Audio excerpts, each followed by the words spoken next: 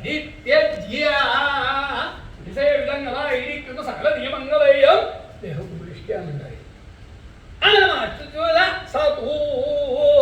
ദേഹമാവട്ടെ അങ്ങനെ നിയമങ്ങളെ ഉപേക്ഷിച്ചു മാത്രമല്ല അതില് കഠിനായിട്ട് തപസ്സിലേക്ക് പിന്നെ കൊടുക്കേണ്ടായി. നിയമലംഘനം ചെയ്തു എന്ന് വിചാരിച്ച് അത് മാത്രമല്ല ഉണ്ടായിരുന്നു, അധികം അതേ വേറെ കാര്യം പിന്നെ നടക്കില്ല, ലംഘനം മാത്രമല്ലേ. പക്ഷെ ഇത് അങ്ങനെയല്ല, പിന്നെയോ അതിനേക്കാൾ ശക്തിയായിട്ടുള്ള പഞ്ചാഗ്നി മധ്യസ്ഥനായിട്ടാണ് പിന്നെ നമ്മൾ അവസാനിപ്പിക്കേണ്ടത്. ഇങ്ങനെയുള്ള നിയമങ്ങളെ കൊണ്ട് താൻ വിചാരിക്കുന്ന പോലെ എത്രയും വേഗം ഭഗവാനിൽ നിന്ന് ഭസ്മശാസ്ത്രം സമ്പാദിക്കാനായിട്ട് സാധിക്കില്ല എന്ന് പറഞ്ഞ സമയത്തെങ്കിൽ പിന്നെ പഞ്ചാഗ്നി മധ്യസ്ഥനായിട്ടാണ് അവസാനിപ്പിക്കേണ്ടത്. പഞ്ചാഗ്നി മധ്യസ്ഥനായിട്ട് മാറ്റാൻ ആ തന്റെ 4 പുറം അഗ്നിയാണ് പൊട്ടി.